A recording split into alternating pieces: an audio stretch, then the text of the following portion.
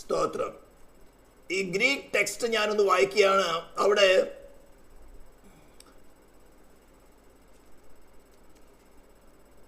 നേരിട്ട് ഗ്രീക്ക് തന്നെ വായിക്കുക. Or the entreater in entreaty, the sharer with generosity. ഇതിനെ നമുക്ക് മലയാളത്തില് ജനറോസിറ്റി എന്ന് പറഞ്ഞ എന്താ പറഞ്ഞല്ലോ നമുക്ക്. സ്തോത്രം. മലയാളത്തിൽ ബൈബിൾ നിങ്ങൾക്ക് 2 കൊറിന്ത്യൻസ് 2 കൊറിന്ത്യൻസിന്റെ ലേഖനം 8-ാം അധ്യായം എടുക്കണം. ഇത് ഉപയോഗിച്ചുകൊണ്ട് അനേകര് ദൈവ മക്കളെ പോക്കറ്റ് അടിക്കുന്ന ഒരു പരിപാടിയുണ്ട്. 2 കൊറിന്ത്യൻസ് ചാപ്റ്റർ 8 എടുക്കണം. 8-9 കൂടി നമുക്കൊന്ന് വായിച്ചു പോകേണ്ട ആവശ്യമുണ്ട്. പെട്ടെന്ന് വായിച്ച് ചില കാര്യങ്ങൾ മാത്രമേ ഞാൻ ചിന്തിക്കുന്നതുള്ളൂ. സ്തോത്രം. ഔദാര്യം എന്ന വേർഡാണ് ട്രാൻസ്ലേഷൻ കൊടുത്തിരിക്കുന്നത് ജനറോസിറ്റിക്ക് വേണ്ടിയിട്ട്. അത് ഉപയോഗിച്ചിരിക്കുന്ന ഒരു വാക്കാണ് 2 കൊറിന്ത്യൻസ് ചാപ്റ്റർ 8 വേഴ്സ് 2. ഞാൻ ഒന്നുകൂടെ ഈ വായിക്കുന്നു. സഹോദരന്മാരെ, മക്കദോന്യ സഭകൾക്ക് ലഭിച്ച ദൈവകൃപ. മക്കദോന്യ സഭയ്ക്ക് എന്നല്ല പറഞ്ഞിരിക്കുന്നത്, സഭകൾക്ക്. ആ ഏരിയയിൽ കുറച്ച് സഭകളെ കൂട്ടി വിളിക്കുന്ന ഒരു പേരാണ് മക്കദോന്യ എന്ന് പറഞ്ഞിരിക്കുന്നത്. മക്കദോന്യ സഭകൾക്ക് ലഭിച്ച ദൈവകൃപ നിങ്ങളോട് അറിയിക്കുന്നു. കഷ്ടത എന്ന കഠിന ശോധനയിലായിരുന്നിട്ടും അവിടെ സന്തോഷ സമൃദ്ധിയും മഹാദാരിദ്ര്യവും. ഇത് പ്രോസ്പെരിറ്റി തിയോളജി പ്രസംഗിക്കുന്നവര്, അതായത് ക്രിസ്തുവിൻ ഭൗതിക അനുഗ്രഹങ്ങളാണെന്ന് പഠിപ്പിക്കാൻ വേണ്ടി തിരഞ്ഞെടുക്കുന്ന അധ്യായമാണ് 2 കൊറിന്ത്യൻസ് ചാപ്റ്റർ 8-9. അപ്പൊ അതിനെ ഒന്ന് ഇടിച്ചു പൊളിക്കാനാണ് ഞാൻ ആഗ്രഹിക്കുന്നത്. അപ്പൊ ദാനം ചെയ്തവൻ ഏകാഗ്രതയോടെ. ഞാൻ പറഞ്ഞല്ലോ, റോമാലേഖനം 7-ാം വാക്യം തുടങ്ങി 12-ാം അധ്യായത്തിന്റെ 1 തുടങ്ങി പറയുന്ന കാര്യങ്ങൾ ചർച്ചിനകത്ത്. അതിനാണ് ഇടയ്ക്ക് വച്ച് വാക്യം പറഞ്ഞത്. നമുക്ക് ശരീരത്തിന് പല അവയവങ്ങളുണ്ടല്ലോ, എല്ലാ അവയവങ്ങളുടെ പ്രവൃത്തി ഒന്നല്ലാതാനും. എന്നാൽ നാം പല അവയവങ്ങളായ നാം എല്ലാവരും കൂടെ ഒരു ശരീരം, ക്രിസ്തുവിൽ ഒരു ശരീരമാകുന്നു. എന്നിട്ടാണ് അതിനകത്ത് വിളിക്കുന്ന ഓരോ കൃപകളെ കുറിച്ച് പറയുന്നത്. പ്രവചനമെങ്കിൽ വിശ്വാസത്തിനൊത്ത വേണം, ശുശ്രൂഷയെങ്കിൽ ശുശ്രൂഷയിൽ, ഉപദേശിക്കുന്നവനെങ്കിൽ ഉപദേശത്തിൽ, ദാനം അതിനിടയ്ക്ക് പ്രബോധിപ്പിക്കുന്നതെങ്കിൽ പ്രബോധനത്തിൽ. എവിടെയാ? Within the church of Christ. നിങ്ങൾക്ക് പ്രവചനമുണ്ടെങ്കിൽ അവിടെ ഇവിടെ പോയി വിൽക്കുവാനുള്ളതല്ല. ഞങ്ങൾ ഇതൊക്കെ ഒത്തിരി പേര് കണ്ടിട്ട് ഇവിടുത്തെ കേരളത്തിൽ വിസ കിട്ടി, വിസിറ്റ് വിസ എടുത്തുകൊണ്ടോ അല്ലെങ്കിൽ ടൂറിസ്റ്റ് വിസ എടുത്തുകൊണ്ട് 15 ദിവസത്തേക്ക് 1 മാസത്തേക്ക് ഗൾഫ് രാജ്യങ്ങളിൽ വന്നാൽ ഉടനെ അവിടെ ഇറങ്ങുന്നത് പ്രവാചകനായിട്ടാ. ചോദിക്കുന്നൊരു വിശ്വാസികളെന്ന് പേര് പറയുന്നത്, ചോദിക്കുന്നതും കൃപയുണ്ടോന്ന് ചോദിക്കണ്ട, പൊടിക്കൈ ഉണ്ടോന്ന്, പ്രവചനമുണ്ടോന്ന്. പോട്ടെ, ഞാനും ചോദിക്കും. പക്ഷെ ഇവിടേക്ക് കടന്നവരാണ്. ദാനം ചെയ്യുന്നവൻ ഏകാഗ്രതയോട്. അപ്പോൾ എവിടെയായിരിക്കണം? നിനക്ക് ദാനം ചെയ്യുവാനുള്ള ഒരു കൃപ കിട്ടിയിട്ടുണ്ടെങ്കിൽ, ഇവിടെ പറഞ്ഞിരിക്കുന്ന മക്കോദിയോന സഭകൾക്ക് ലഭിച്ച ദൈവകൃപ എന്ന് പറഞ്ഞുകൊണ്ടാണ് പറയുന്നത്. വിത്തിൻ ചർച്ചിനകത്ത്, ചർച്ച് ഓഫ് ബോഡിക്കകത്ത്. എല്ലാ കൂട്ടായ്മകളും ക്രിസ്തുവിന്റെ ശരീരമാകുന്ന സഭയല്ല. ആദ്യമേ മനസ്സിലാക്കണം. നിന്നിൽ ദൈവം, നിന്റെ കയ്യിൽ ദൈവം ധനം ഏൽപ്പിച്ചിട്ടുണ്ടെങ്കിൽ, ദാനം കൊടുക്കുവാൻ നിന്റെ ഹൃദയത്തിൽ ഒരു പ്രേരണ നൽകിയിട്ടുണ്ടെങ്കിൽ, ഞങ്ങൾ ഇതൊക്കെ വളരെ മന്ത്ലി സാലറി ടോട്ടലായിട്ട് പോക്കറ്റ് അടിക്കപ്പെട്ട് പോയിട്ടുള്ളവരാണ്. അന്ന് ശിശുകാലത്ത് ഇതൊന്നും അറിയില്ലായിരുന്നു. ഇന്നായിരുന്നെങ്കിലും പിടിച്ച് നല്ല മുറുക്ക് വടി കൊണ്ട് അടിവെച്ച് കൊടുത്താനെ. നല്ല മുറുക്ക് വടി, നല്ല മുള്ളുള്ള വടി കൊണ്ട്. ഈ കള്ളപ്രവാചകന്മാരെ അതുകൊണ്ട് ബുദ്ധി പഠിപ്പിക്കാൻ പറ്റുള്ളൂ. സ്തോത്രം. അപ്പോൾ ദാനം ചെയ്യുന്ന എന്ത്? ഏകാഗ്രതയോടെ. എന്താ ഏകാഗ്രതയോടെ പറയാൻ കാരണം? സ്തോത്രം. ഔദാര്യത്തോടെ, വിത്ത് ജനറോസിറ്റിയോട് കൂടെ. കാരണം നിന്റെ കയ്യിൽ ഏൽപ്പിച്ചിരിക്കുന്ന പ്രവചനമാണെങ്കിൽ ബോഡിയുടെ വളർച്ചയ്ക്ക് വേണ്ടി, എഡിഫിക്കേഷന് വേണ്ടിയിട്ടുള്ളതാണ്. ശുശ്രൂഷയെങ്കിൽ വിത്തിൻ ദ ചർച്ച്, ഉപദേശിക്കുന്നവൻ വിത്തിൻ ദ ചർച്ച്, പ്രബോധിപ്പിക്കുന്നവൻ വിത്തിൻ ദ ചർച്ച്. അതേപോലെ തന്നെ നിന്റെ കയ്യിൽ ദാനം ചെയ്യുവാനുള്ള ഒരു വര, ദൈവ കൃപ നിന്നിൽ ഏൽപ്പിച്ചിട്ടുണ്ടെങ്കിൽ, that is within the church. അങ്ങനെ ദൈവകൃപ ലഭിച്ച മക്കോദോനിക്ക സഭകളുടെ ഒരു അവസ്ഥയാണ് പറയുന്നത്.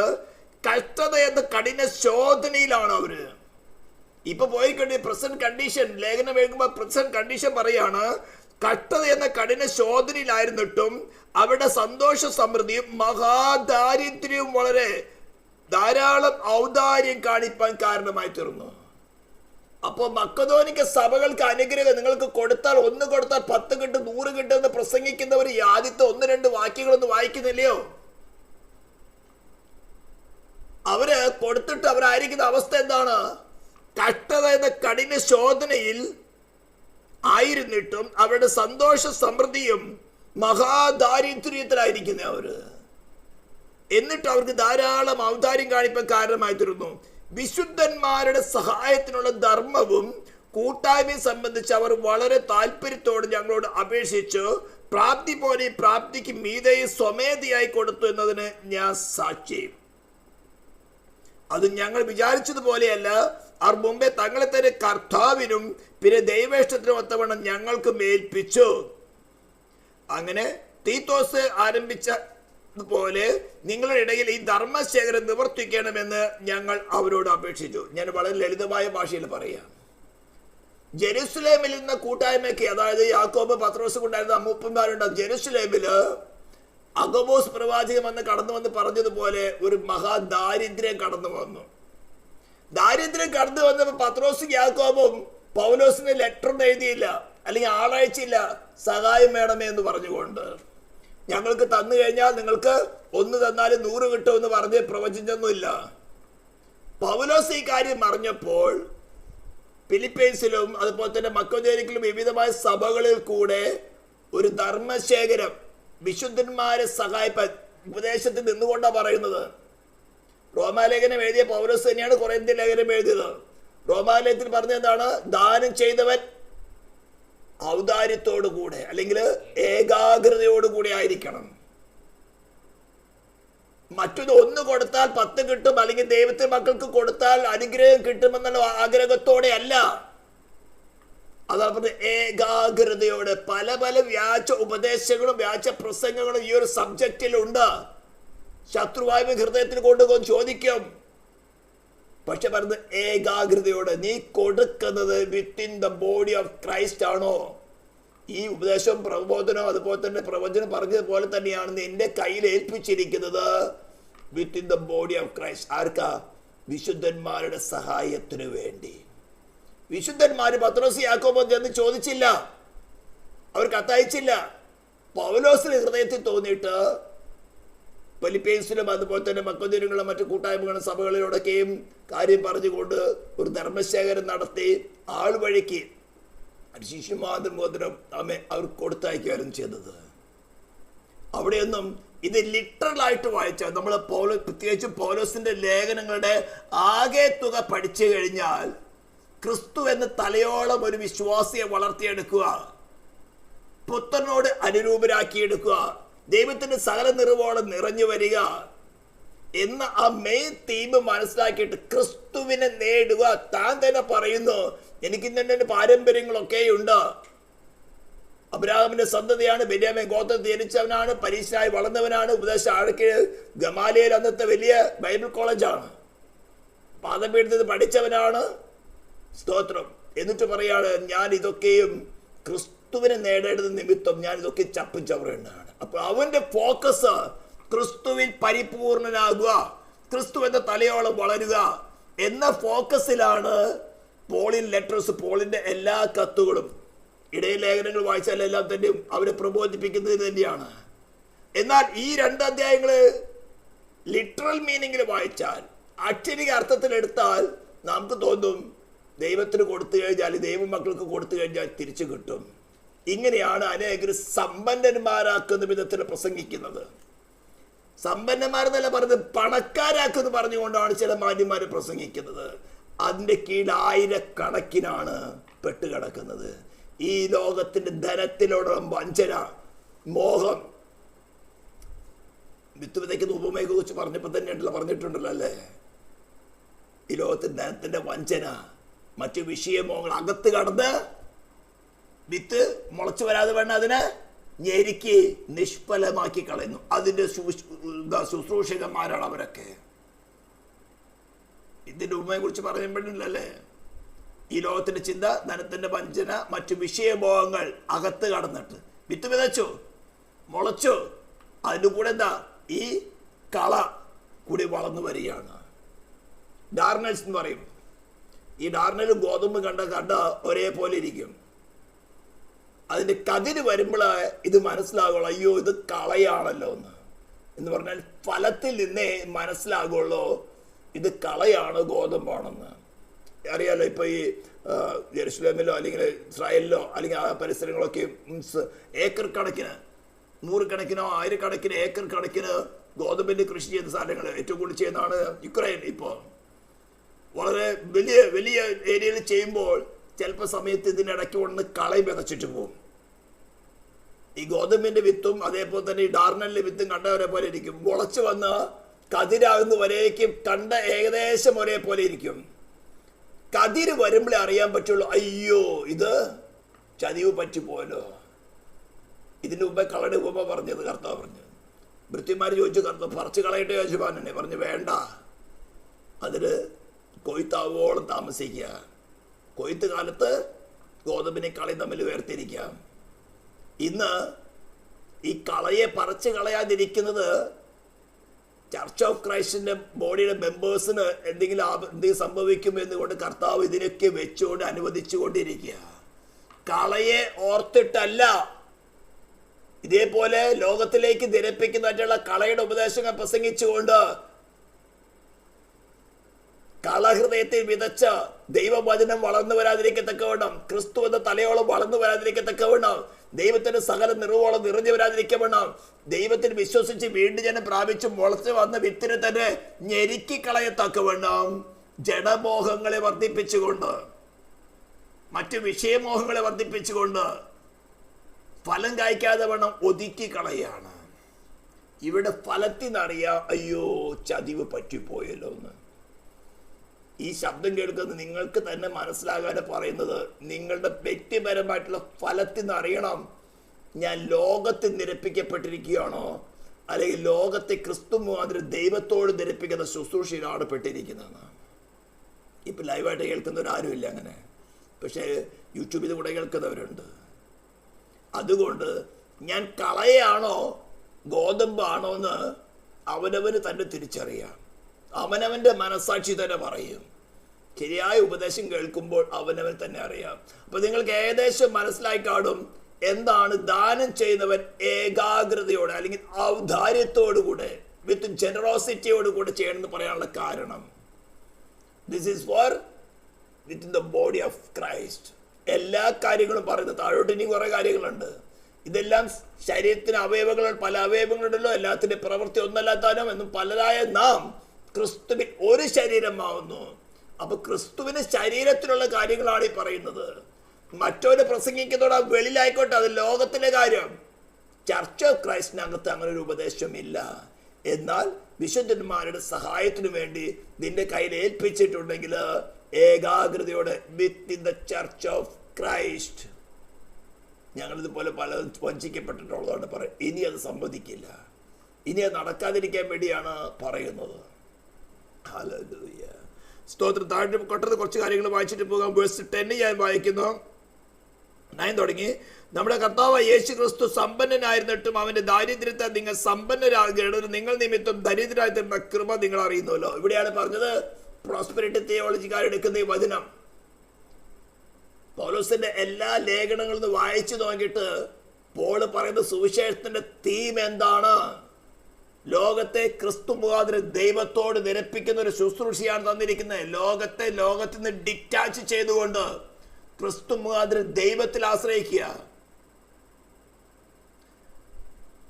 അപ്പൊ ഇവിടെ ഈ ഒരു വാക്യം എടുത്ത് പ്രസംഗിച്ച സമ്പന്നരാക്കുന്ന കാര്യം, നിന്നെ പണക്കാരാക്കുന്ന കാര്യം അതേപോലെ പ്രസംഗിക്കുന്നവന്മാരുണ്ട്. ചെയ്തെന്നറിയാമോ? നീ ഒരു വചനം കേട്ട് നിന്റെ ഹൃദയത്തില് ആ വിത്ത് മുളയ്ക്കാൻ തുടങ്ങുമ്പോൾ മറ്റു പല വിഷയമോഹങ്ങള്, ധനത്തിന്റെ വഞ്ചന, ഇതിനെ വചനത്തെ ഞെരുക്കി കളയ, നിന്നെ വീണ്ടും ജനം പ്രാപിപ്പിക്കുക, നിന്റെ ഹൃദയത്തിൽ പരിശുദ്ധാത്മാവ് കൊണ്ടുവന്ന വചനത്തെ ഞെരുക്കി കളഞ്ഞ് ഫലമില്ലാതാക്കി കളയാണ് ചെയ്യുന്നത്. അതിൽ നിന്ന് ഒഴിഞ്ഞു മാറേണ്ടിയിരിക്കുന്നു, ഓടിപ്പോകേണ്ടിയിരിക്കുന്നു. തിമോത്തിയോസിന്റെ ലേഖനത്തില് ഞാനൊന്ന് എടുക്കട്ടെ.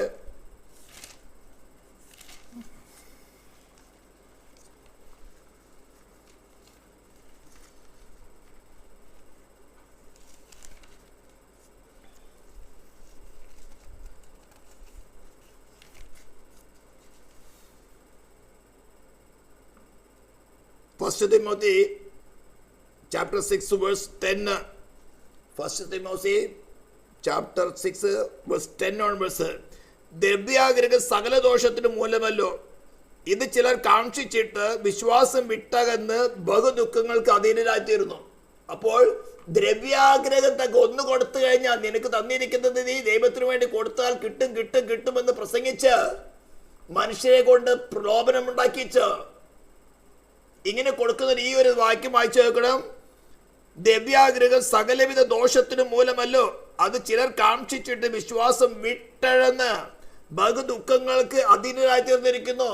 അപ്പോൾ അത്തരം പ്രാസംഗികര് അവരുടെ ഉള്ളിൽ മറഞ്ഞിരിക്കുന്ന ലക്ഷ്യം എന്താണ്? നിന്റെ ഉള്ളിൽ പകർന്നിരിക്കുന്ന വിലയേറിയ വിശ്വാസത്തെ വലിച്ചു കളഞ്ഞിട്ട് നിന്നെ ബഹുവിധ ദുഃഖങ്ങളിലേക്ക് ആകർഷിക്കുക.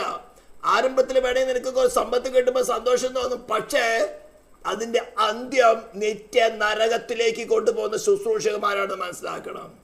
എന്റെ ദൈവ പൈതലായിരിക്കുന്ന തിമോസിനോട് പറയുന്നതാണ്, നീയോ ദൈവത്തിന്റെ മനുഷ്യനായുള്ളവേ അത് വിട്ടോടി ഈ 1 കൊടുത്താൽ 10 കിട്ടും, അല്ലെങ്കിൽ ദശാംശം കൊടുത്തു കഴിഞ്ഞാൽ അനുഗ്രഹം കിട്ടുമെന്ന് പ്രസംഗിച്ച് പോക്കറ്റ് വിറിപ്പിക്കുന്ന, പോക്കറ്റ് അടിക്കുന്ന കള്ളന്മാരെ പിടിച്ചു കെട്ടാനുള്ള വാക്യമാണ് പറഞ്ഞിരിക്കുന്നത്.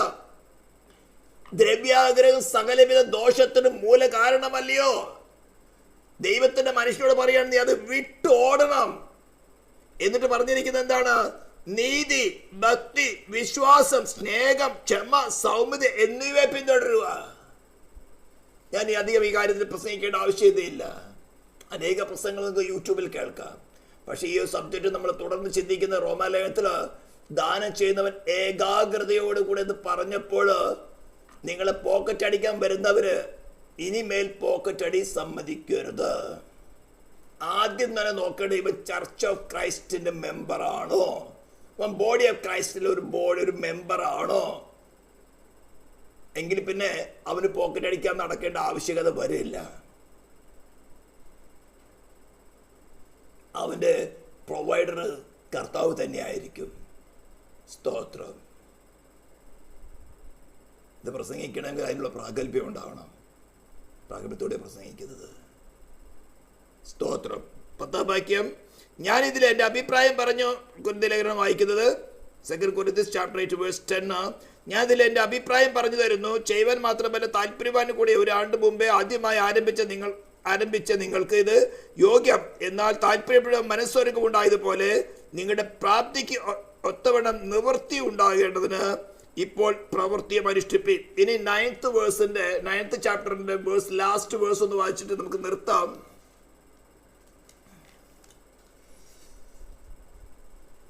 Verse 14 and 15. നിങ്ങൾക്ക് ലഭിച്ച അതിമഹത്തായ ദൈവകൃപ നിമിത്തം അവർ നിങ്ങളെ കാണാൻ വാഞ്ചിച്ച് നിങ്ങൾക്ക് വേണ്ടി പ്രാർത്ഥിക്കും. പറഞ്ഞു തീരാത്ത ദാന നിമിത്തം ദൈവത്തിന് സ്തോത്രം. ഇത് പറഞ്ഞിട്ട് നിങ്ങൾ വിശുദ്ധന്മാരുടെ സഹായത്തിന് വേണ്ടി ദാനം ചെയ്യുന്നത് കൊണ്ട് അത് ഏകാഗ്രതയോടുകൂടെ വിശുദ്ധന്മാരുടെ ധർമ്മശേഖരമായിട്ട് ചെയ്യുന്നുവെങ്കിൽ അതിലെന്താ? ദൈവത്തിന് ധാരാളമായിട്ട് സ്തോത്രം വർദ്ധിക്കും.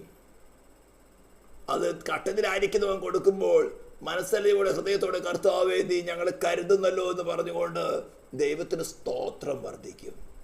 അല്ലാണ്ട് സമ്പത്ത് വർദ്ധിക്കുമെന്നല്ല പറഞ്ഞിരിക്കുന്നത്. 9th ചാപ്റ്റർ കൺക്ലൂഡ് ചെയ്യുക.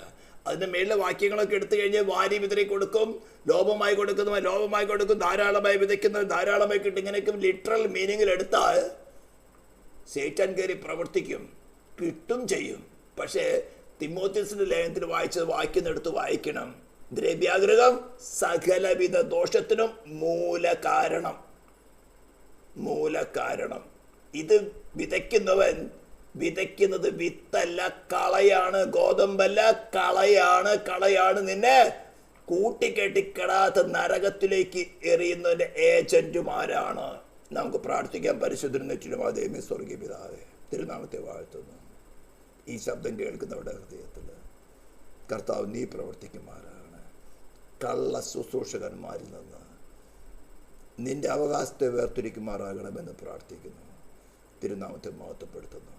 യേശു ക്രിസ്തുവിൻ്റെ നാമത്തിൽ തന്നെ സ്തോത്രം. Thank you.